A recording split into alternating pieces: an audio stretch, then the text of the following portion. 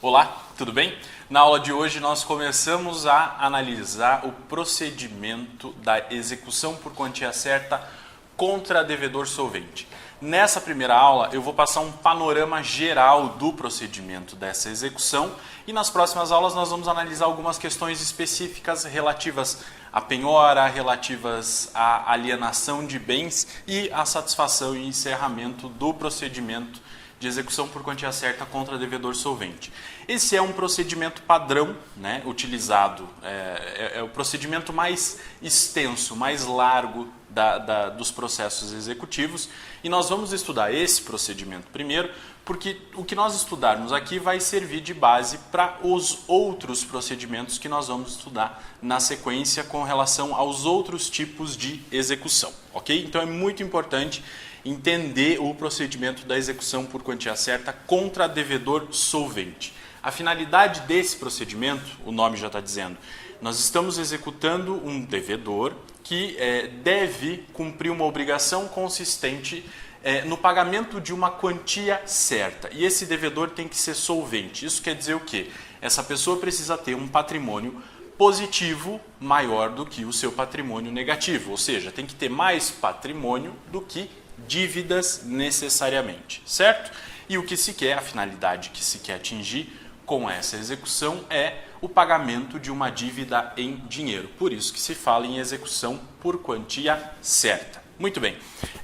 O artigo 797 trata do Código de Processo Civil, trata a respeito desse conceito de devedor solvente, que é aquele que possui um patrimônio positivo maior do que o seu patrimônio negativo. E ele diz assim: ressalvado o caso de insolvência do devedor, em que tem lugar o concurso universal, realiza-se a execução no interesse do exequente que adquire pela penhora o direito de preferência sobre os bens penhorados. Isso quer dizer o quê? Ele está estabelecendo, para o caso de uma dívida a ser cobrada de um devedor que é solvente, o procedimento da execução por quantia certa, que é desenvolvida basicamente em cima da penhora de bens para pagamento da dívida, ok? Essa execução ela consiste então basicamente na expropriação de bens do devedor para transformar esses bens em dinheiro e com esse dinheiro efetuar o pagamento da dívida. Obviamente que há exceções com relação a essa regra, mas essa é a regra geral. Então eu vou expropriar patrimônio do devedor, transformar esse patrimônio em dinheiro e com esse dinheiro efetuar o pagamento da dívida. Isso está previsto lá no artigo 824, diz que a execução por quantia certa realiza-se pela expropriação dos bens do executado, ressalvadas as execuções especiais, certo? Então agora nós entramos no procedimento da execução por quantia certa contra devedor solvente. E como não poderia deixar de ser, o procedimento se inicia com a propositura, com a apresentação da petição inicial. E a petição inicial possui alguns requisitos que estão tratados lá a partir do artigo 798 do Código de Processo Civil.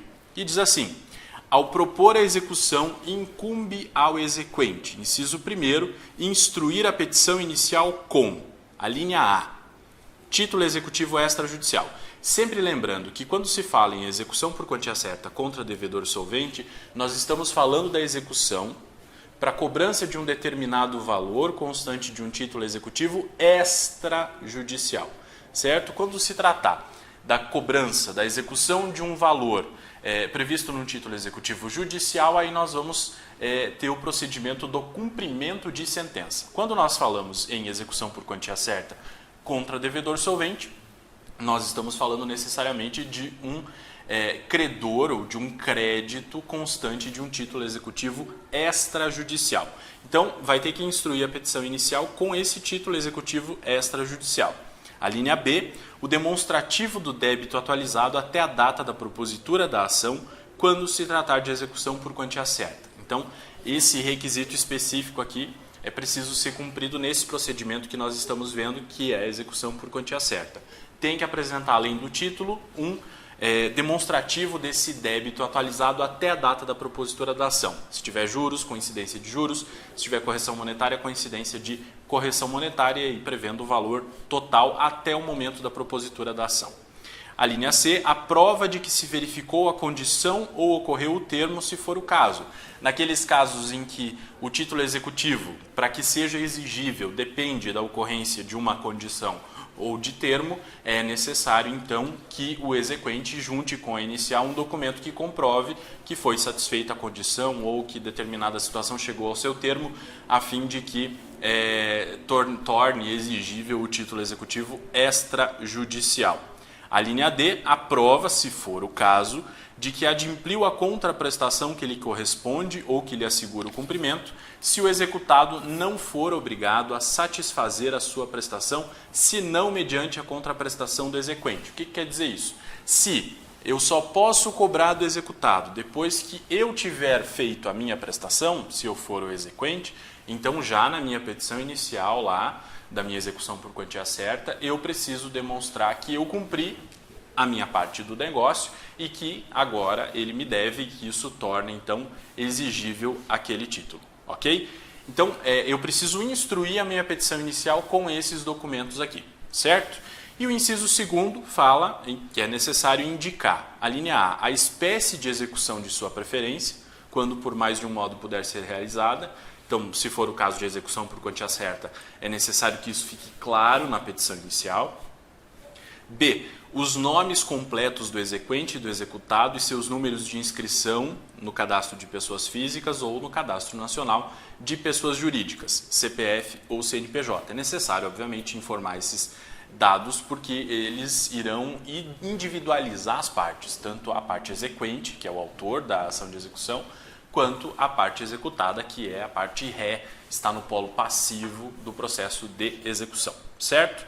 C, os bens suscetíveis de penhora sempre que possível. Isso aqui é muito importante, né? Já na petição inicial, o exequente indicar quais são os bens passíveis de penhora em nome do executado. Isso aqui facilita a vida, né? É muito importante isso, o exequente tem essa prerrogativa de indicar os bens à penhora, obviamente que respeitando a ordem de bens constantes da lei, que a gente vai ver na próxima aula quando tratar a respeito de penhora. Mas ele tem essa prerrogativa e é importante que ele exerça essa prerrogativa, como diz a linha C, sempre que possível, ok? E o parágrafo único fala que o demonstrativo do débito, que é aquele primeiro requisito, aquele primeiro, aliás, o segundo documento lá, está lá na linha B do inciso 1 do artigo 798, diz que tem que apresentar o demonstrativo de débito, e o parágrafo único, então, vai dizer o que precisa conter o demonstrativo de débito. O índice de correção monetária adotado, a taxa de juros aplicada, os termos inicial e final de incidência do índice de correção monetária e da taxa de juros utilizados, a periodicidade da capitalização dos juros, se for o caso, se o título previr capitalização de juros, e a especificação de desconto obrigatório realizado. Tudo isso deve conter ali nesse demonstrativo de débito, ok? Então, é muito importante que a petição inicial seja instruída com esses documentos, requerer a intimação do credor pignoratício, hipotecário, anticrético ou fiduciário, quando a penhora recair sobre bens gravados por penhor, hipoteca, anticrese ou alienação fiduciária. Isso a gente já viu lá quando nós estudamos sobre as partes do processo de execução e também quando nós estudamos sobre responsabilidade patrimonial, né? Nas hipóteses em que há a incidência das ações ou dos atos executivos sobre o patrimônio de terceiros que não fazem parte daquela relação processual. E aí o inciso 1º aqui do artigo 799 diz que é incumbência do exequente, se for o caso, requerer a intimação dessas pessoas indicadas aqui nesse inciso.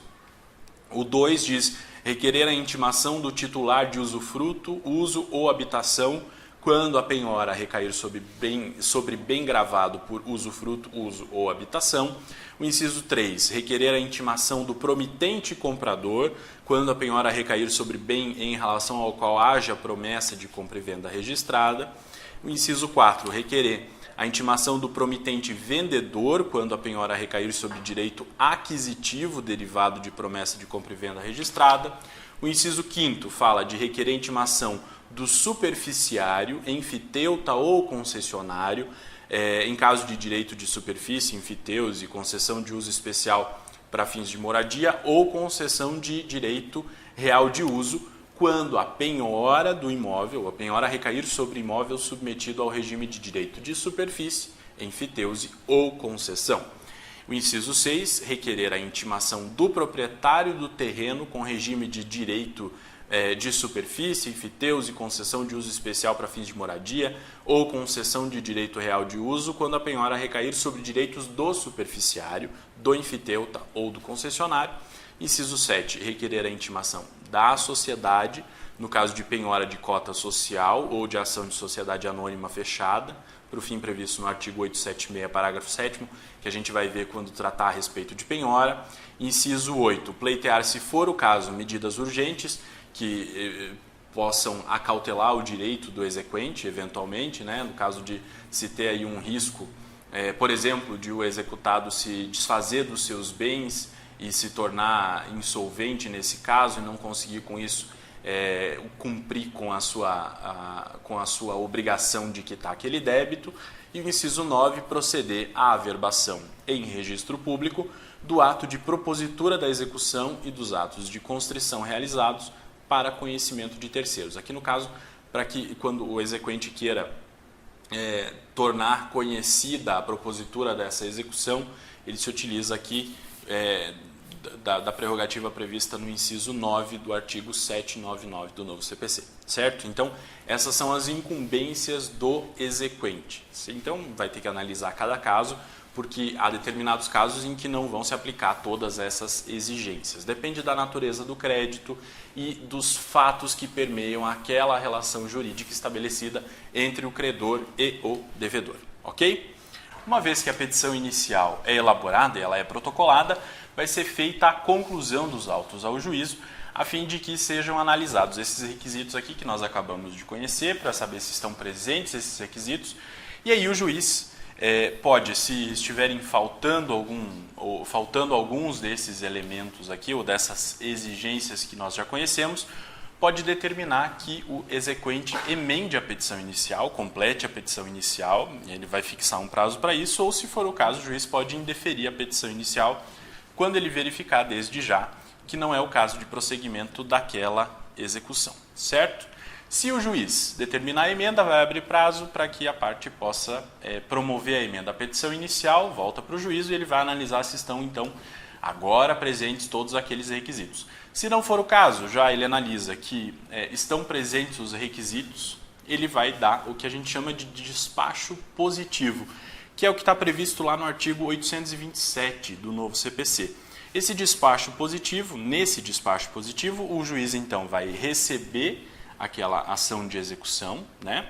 Vai determinar a citação do executado e já vai, desde já, fixar os honorários advocatícios em 10%.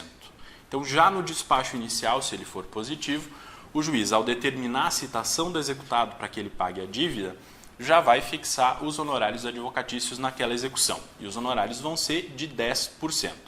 Aí o parágrafo 1º do artigo 827 diz assim: no caso de integral pagamento no prazo de 3 dias, o valor dos honorários advocatícios será reduzido pela metade. Então, fixa os honorários e, como um fator de estímulo ao executado para que ele pague a dívida no prazo de 3 dias, a legislação prevê, então, a necessidade de redução do valor dos honorários. Então, os honorários vão ser fixados em 10%. Se o executado efetuar o pagamento em 3 dias, conforme previsão da lei, esses honorários vão ser reduzidos para 5% do valor devido, ok? E o parágrafo 2º diz que o valor dos honorários poderá ser elevado até 20% quando rejeitados os embargos à execução, podendo a majoração, caso não opostos os embargos, ocorrer ao final do procedimento executivo, levando-se em conta o trabalho realizado pelo advogado do exequente. Então, vejam bem, reduz para 5% no caso de haver pagamento no prazo de 3 dias. Se não houver pagamento no prazo de 3 dias, a execução prossegue, ficam valendo os honorários no valor de 10%.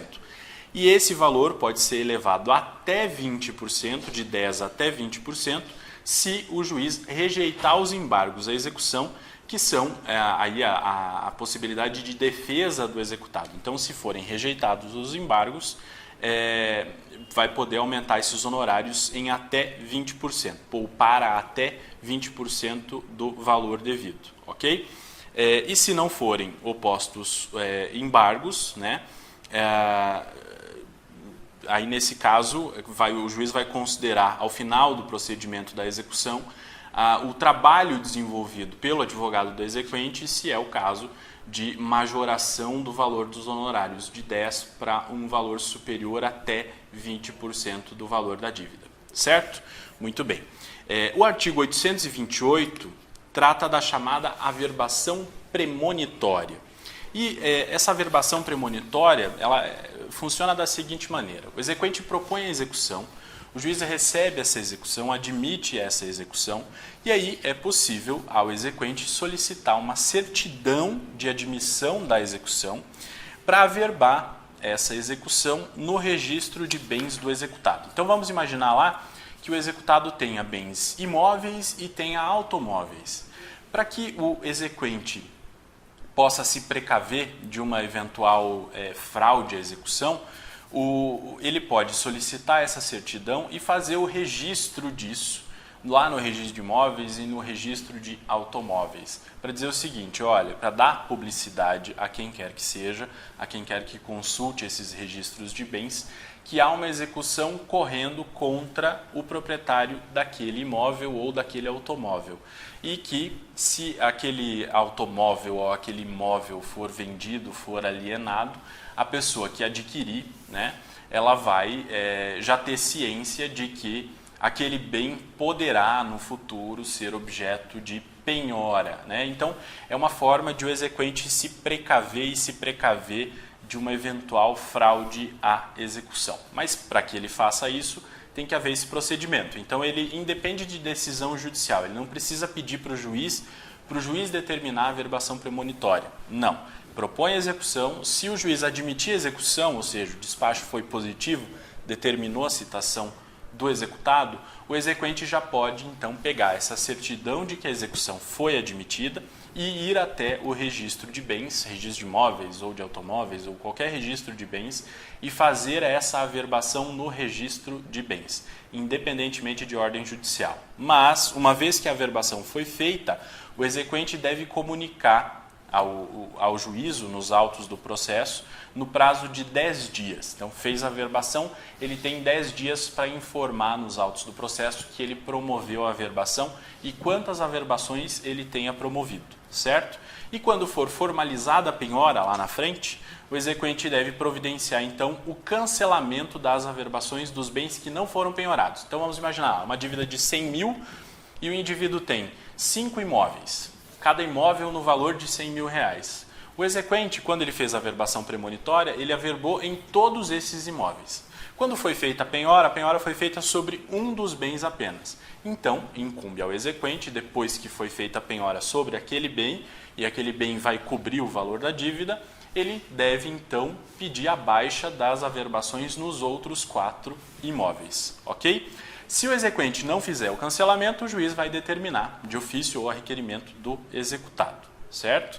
E a averbação que tenha sido feita de forma indevida ou não tenha sido cancelada quando deveria ter sido cancelado, pode gerar o direito do executado ser indenizado por eventuais prejuízos que ele sofra em razão da conduta do exequente. E a averbação, como eu falei, faz presumir a ocorrência de fraude à execução. Então, fez a averbação, se houve alienação daquele imóvel que já constava a averbação premonitória na sua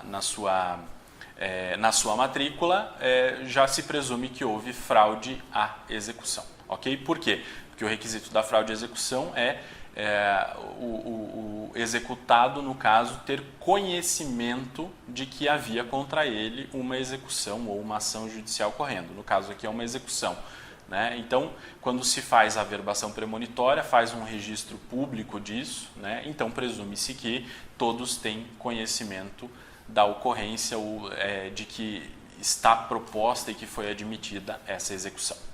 Ok? Essa é a averbação premonitória. O artigo 829 vai tratar da citação. E a citação, o juiz então lá no despacho positivo recebe a execução, recebe a petição inicial, determina a citação do executado para que ele pague em 3 dias contados da citação. E isso é muito importante, certo? Então ele tem 3 dias para pagar, e esse é um prazo para o executado. 3 dias contados da data em que ele foi citado. Então ele foi citado numa quinta-feira, eu vou começar a contar o prazo na sexta-feira, né? Porque é prazo processual, eu excluo o dia do início, né? E incluo o dia do final.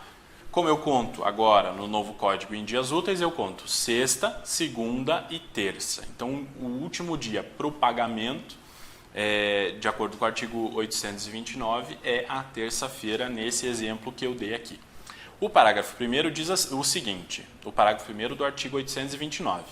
Do mandado de citação constarão também a ordem de penhora e a avaliação a serem cumpridas pelo oficial de justiça, tão logo verificado não pagamento no prazo assinalado, de tudo lavrando-se auto, com intimação do executado. Então, já sai no mandado de citação a ordem para que o oficial de justiça, se não houver o pagamento por parte do executado no prazo de 3 dias, já faça a penhora e a avaliação dos bens que o executado tenha ou dos bens que o exequente tenha indicado, ok? Então ele não precisa de uma nova ordem judicial para que seja feita a penhora de bens que constem em nome do executado.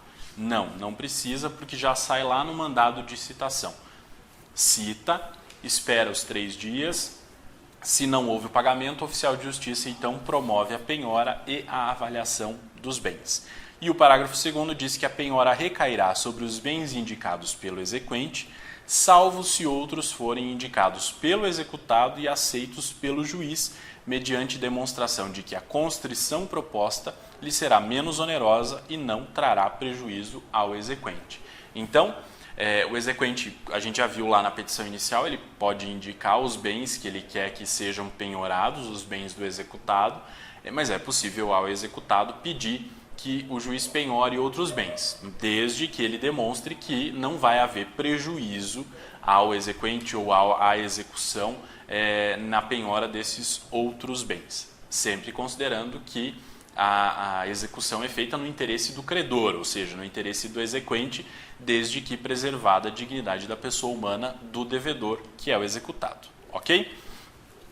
Então, esse é o procedimento da citação. Paga em 3 dias, se não pagar, faz a citação, tem o prazo para pagar em 3 dias, se não ocorrer o pagamento nesse prazo, o oficial de justiça volta lá e faz a penhora, ok? Já o artigo 830 vai tratar a respeito do arresto, e ele diz assim: se o oficial de justiça não encontrar o executado, arrestar-lhe-á tantos bens quantos bastem para garantir a execução. Então, se o oficial de justiça foi lá tentar fazer a citação do executado e não encontrá-lo, para que a execução possa ocorrer e tudo mais, ele vai fazer o arresto dos bens. Muito embora o código chame de arresto, arrestar-lhe-á tantos bens, esse arresto aqui não tem natureza cautelar, como tem aquele arresto que nós vimos lá, dos tipos de pedido cautelar que são passíveis de serem feitos. A natureza desse arresto aqui é executiva. Ele é, na verdade, o que o professor Alexandre Câmara chama de uma antecipação de penhora, ou que uma outra parte da doutrina chama de pré-penhora. Não tem, então, natureza cautelar, tem natureza executiva. É uma fase prévia à penhora de bens, certo? E o parágrafo 1º do artigo 830 diz o seguinte: nos 10 dias seguintes à efetivação do arresto, o oficial de justiça procurará o executado 2 vezes em dias distintos e, havendo suspeita de ocultação, realizará a citação com hora certa, certificando pormenorizadamente o ocorrido. Então, o que ele está dizendo? O oficial de justiça procura para citar o réu, o executado. Não acha o executado, mas acha bens. Chega lá na casa do executado e percebe que ele tem bens. E esses bens podem cobrir a dívida nesse caso. O que ele faz? Ele faz o arresto desses bens. Faz uma pré-penhora desses bens. E nos 10 dias seguintes a essa pré-penhora, o que ele faz? Ele procura o executado mais 2 vezes em dias diferentes, né, para tentar localizar. Se ele não consegue localizar e houver suspeita de que o executado está se escondendo, está se ocultando, então o oficial de justiça vai realizar a citação com a hora certa. Você já conhece o que é citação com hora certa, eu recomendo que, se você não lembra, você busque lá na aula sobre citação, que há uma explicação sobre o que é a citação com hora certa. E o parágrafo 2º diz que incumbe ao exequente requerer a citação por edital, uma vez frustradas a pessoal e a com hora certa. Então, nenhuma delas deu certo, não deu para encontrar o réu, nem pela citação pessoal e nem com a hora certa, o exequente então deve requerer a citação por edital, que também está lá na aula sobre citação, ok? O parágrafo 3º fala o seguinte: aperfeiçoada a citação e transcorrido o prazo de pagamento, o arresto converter-se-á em penhora independentemente de termo. Então ele fez aquela pré-penhora, fez a citação, procurou lá 2 vezes depois e achou o executado, fez a citação, deu o prazo para pagamento em 3 dias. Não pagou em 3 dias, aqueles bens que haviam sido pré-penhorados vão ser considerados penhorados. Aquele arresto vai se converter em penhora e aqueles bens ficarão então vinculados àquele processo de execução, e depois que passarem por todo o processo da penhora, avaliação, depósito, serão encaminhados para a fase de alienação, certo? Daí serão vendidos, enfim, transformados em dinheiro para pagamento da dívida, ok? Muito bem, o artigo 831 vai falar a respeito da penhora. E a penhora, diz o artigo 831, recai sobre todos os bens necessários a cobrir o valor da dívida, juros, correção, custas processuais e honorários advocatícios. Então, na hora em que o oficial de justiça for fazer a penhora de bens, ele deve levar em consideração esse valor total da dívida, incluídos os seus acessórios, certo? O professor Alexandre Câmara conceitua a penhora como um ato de constrição patrimonial, através do qual são apreendidos bens que serão utilizados como meio destinado a viabilizar a realização do crédito do exequente. Esse conceito de penhora e tudo o que circunda esse conceito de penhora, nós vamos estudar com mais profundidade na próxima aula, certo? Por hora, nós precisamos entender alguns conceitos básicos aqui. O primeiro deles diz respeito aos efeitos da penhora. E nós temos efeitos de natureza processual e efeitos de natureza material. Como efeitos de natureza processual, nós temos lá a garantia do juízo, por exemplo, né? A penhora vai garantir o juízo naquele processo de execução. Vai garantir que aquela dívida possa ser paga depois que aqueles bens sejam vendidos e transformados em dinheiro. Além disso, vai individualizar os bens que suportarão a atividade executiva.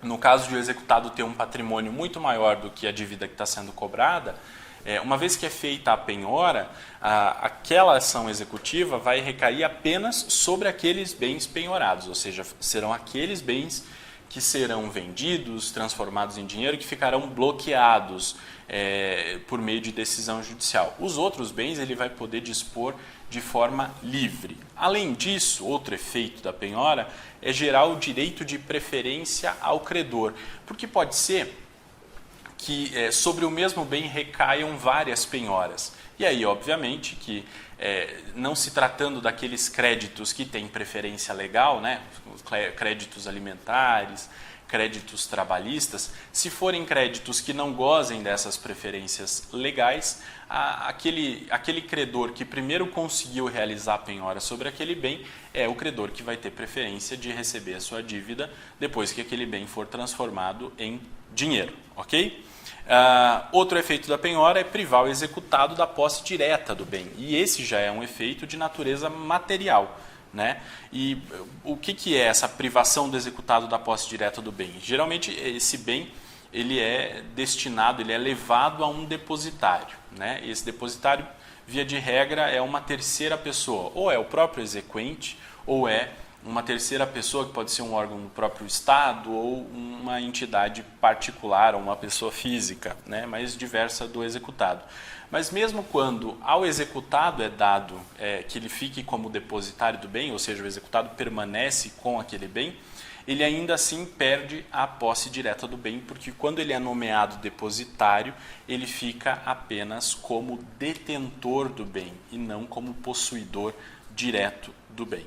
Além disso, a penhora, como último efeito da penhora, e um efeito material, torna ineficazes os atos posteriores de alienação ou oneração de bens, se essa penhora for averbada na matrícula deles, com base no que diz o artigo 792, inciso 3, certo? Então, uma vez que é feita a penhora, essa penhora é averbada na matrícula do bem, os atos posteriores de alienação ou oneração desses bens vão ser considerados ineficazes, porque vai prevalecer a penhora, certo? A penhora é formalizada com base no que diz o artigo 838, mediante auto ou termo, que vai conter aí indicação do dia, do mês, do ano e do lugar em que foi feita a penhora. Vai indicar ainda os nomes do exequente e do executado, a descrição dos bens que foram penhorados com as suas respectivas características e a nomeação do depositário dos bens. Isso então deve constar do termo de penhora ou do auto de penhora. Está lá no artigo 838. O artigo 839 diz que considerar-se-á feita a penhora mediante a apreensão e o depósito dos bens, lavrando-se um só auto se as diligências forem concluídas no mesmo dia. Então, eu posso penhorar, apreender e depositar os bens, tudo no mesmo dia, né? E eu vou fazer um auto só. Um auto de penhora, de apreensão e depósito de bens. Tudo isso por economia processual, não haveria necessidade de fazer 3 documentos separados que vão descrever atos que ocorreram em sequência, todos no mesmo dia. E aí o parágrafo único diz o seguinte: havendo mais de uma penhora, serão lavrados autos individuais. Ou seja, se eu penhorei mais de um bem, né, foram feitas várias penhoras naquele processo, cada uma dessas penhoras vai conter, vai ser contida em um auto individual, ok? Na sequência, nós precisamos entender o que é o depósito. Depósito é o seguinte: o oficial de justiça então vai lá, verifica que tem bens em nome do executado, ele faz a penhora daqueles bens e vai fazer a transferência da posse direta desses bens para uma outra pessoa, via de regra uma outra pessoa. Há casos em que, a gente já viu, a penhora fica, aliás, a penhora não, o executado fica como depositário do bem, ok? E aí o artigo 840 estabelece lá, e eu vou indicar para que vocês leiam, eu não vou ficar lendo esse artigo aqui, porque ele é muito simples de entender. Ele estabelece lá uma ordem de preferência dos depositários. Fala, olha, se você for fazer depósito de bens, você faça seguindo essa ordem de preferência. Então, segue essa ordem aqui. Se não houver jeito, né, aí não tem um depositário judicial, então é possível que os bens fiquem em nome do... fiquem depositados com o exequente, que é quem propôs a ação. Se não puder ficar, poderão ser depositados com o próprio executado, nos casos lá, como diz o parágrafo 2º do artigo 840, nos casos de difícil remoção de um determinado bem, é possível que o executado fique como depositário, ele fica responsável pela guarda e pela conservação daqueles bens, enquanto tramitar aquele processo de execução, ok? Muito bem, era isso que nós tínhamos para tratar a respeito de depósito. Nesse mesmo ato de penhora, de depósito, o oficial de justiça vai fazer também o que a gente chama de avaliação, ou seja, ele vai atribuir um valor aos bens que foram penhorados. E sobre isso, o que disciplina é o artigo 870 do novo Código, né? A regra geral, então, é que a avaliação seja feita pelo oficial de justiça no momento da penhora. Então, ele penhora o bem, já no meio depositário, e estabelece ali o valor daquele bem, faz a avaliação daquele bem, se for possível a ele fazer. Excepcionalmente, a avaliação deixa de ser feita pelo oficial de justiça quando forem necessários conhecimentos especializados que o oficial de justiça não tenha. e aí vai ser necessário então a nomeação de um especialista, e o juiz vai nomear um especialista naquela área para fazer a avaliação daqueles bens. Vamos imaginar, por exemplo, que se esteja diante da penhora de um quadro, de um pintor renomado. Né? Se o oficial de justiça não tiver condições de avaliar o valor daquele bem, então vai ter que ser nomeado um curador de arte para que esse curador de arte analise aquele bem e verifique qual seria o valor naquele momento e atribua, então faça a avaliação e atribua um valor para aquele bem, ok? O artigo 871 vai falar dos casos de não realização da avaliação. E ele diz o seguinte, olha, não vai ser necessária a avaliação quando as partes concordarem sobre o valor. Então, o exequente concorda que o valor é X e o executado também concorda que o valor é X, não há necessidade de se fazer avaliação, nem pelo oficial de justiça e nem por um perito especializado na análise daqueles bens, a não ser que o juiz tenha uma dúvida fundada de que aquele valor não é o correto. Aí o juiz então pode nomear um especialista, mas veja bem, que é o que está lá no artigo, aliás, no parágrafo único do artigo 871. Tem que haver dúvida fundada do juiz, né? Não pode simplesmente o juiz desconfiar. Ele tem que demonstrar lá na sua decisão em que ele vai determinar que seja realizada a avaliação, quais são os elementos que o levam a crer que aquele valor não é o real valor do bem, ok? Além disso, não vai ser necessária a avaliação quando se tratar de penhora de bens, títulos ou ações com cotação em bolsa, porque aí a avaliação se dá pela cotação da própria bolsa de valores, ok? E os veículos automotores também vão independer de avaliação quando o valor possa ser verificado nos meios de comunicação, né? Nós temos aí a famosa tabela FIPE, e nós conseguimos verificar o valor de um determinado veículo por meio só do fornecimento dos seus dados básicos a partir de uma consulta na rede mundial de computadores. Então fica muito fácil fazer essa avaliação, então não vai ser necessário que ela seja feita por um perito especializado no assunto, ok? Documentação da avaliação. Então, ao ser feita a avaliação, é necessário que seja feita lá uma vistoria, um laudo em que constem as características dos bens, né? Os bens devem ser descritos, o estado em que eles se encontram e, então, se indique o valor daquele bem que foi objeto de penhora.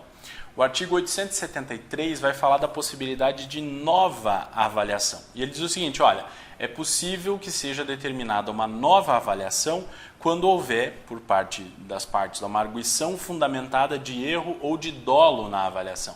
Se alguma das partes alegou que houve erro ou dolo na avaliação e demonstrou isso, né, tem que ser uma arguição fundamentada, é possível que o juiz determine uma nova avaliação.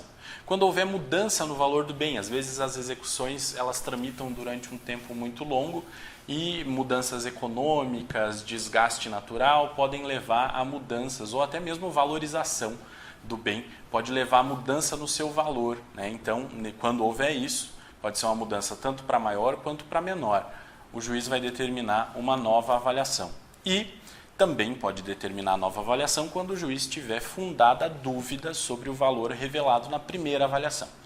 Mais uma vez eu digo, quando se fala em fundada dúvida, o juiz deve então dizer no que se funda a sua desconfiança com relação àquele valor que foi estabelecido na primeira avaliação, ok? O artigo 874 fala dos efeitos da avaliação e diz assim, tem como efeito a avaliação reduzir a penhora ou ampliar ou mesmo transferir a penhora para outros bens. O que ele quer dizer com isso? Se o oficial de justiça faz uma determinada penhora de tantos bens, né? Ao fazer a avaliação, ele percebe que os bens somados todos equivalem a 500 mil reais, mas o valor da dívida é 100 mil reais. Então o que vai acontecer? A penhora vai ser reduzida para um tanto de bens que cubra o valor daquela dívida, que é de 100 mil reais.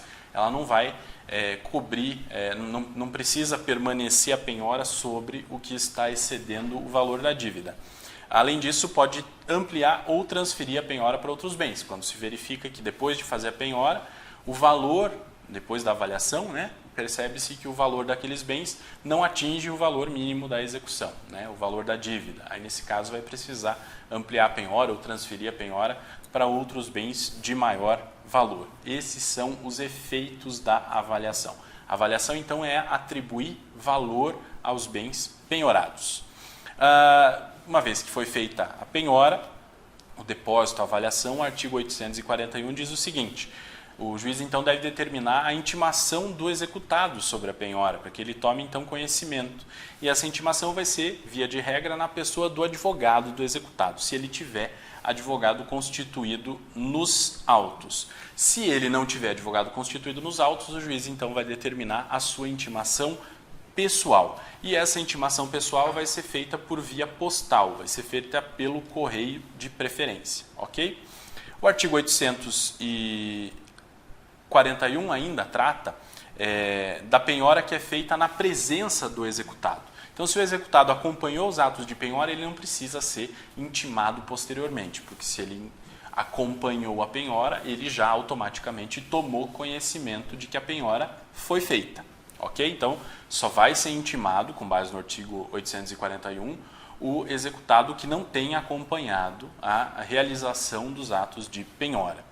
O artigo 842 vai falar sobre a necessidade de intimação do cônjuge do executado, quando a penhora recair sobre bem imóvel ou sobre direito real sobre imóvel, né? Só que essa regra não vai se aplicar quando o executado for casado em regime de separação absoluta de bens. Só nos outros regimes de bens é que o cônjuge vai ser intimado. Isso por uma questão lógica, né? Porque se a separação absoluta de bens foi penhorado um imóvel que era de um cônjuge e é só dele, não vai ter efeito sobre o patrimônio do outro, esse outro não precisa ser intimado sobre a penhora. Uma vez que foi feita a penhora, foi feita a intimação, há a possibilidade, então, de o executado se manifestar a respeito disso, né, impugnar essa penhora de alguma maneira, alegando excesso de penhora, enfim, ou pedindo a substituição dos bens. Passa-se para a fase da expropriação, lá no artigo 875 e seguintes, que vai ser objeto de uma aula específica e, uma vez que é feita a expropriação, transformado o valor daqueles bens em dinheiro, é feita a satisfação do crédito e o processo de execução, então, é extinto. E a gente também vai ver isso numa aula específica. Ok? Então, esse é o panorama geral a respeito do procedimento da execução por quantia certa contra devedor solvente. Nas próximas aulas, a gente vai fazer uma análise aprofundada de alguma dessas fases mais importantes desse procedimento. Certo?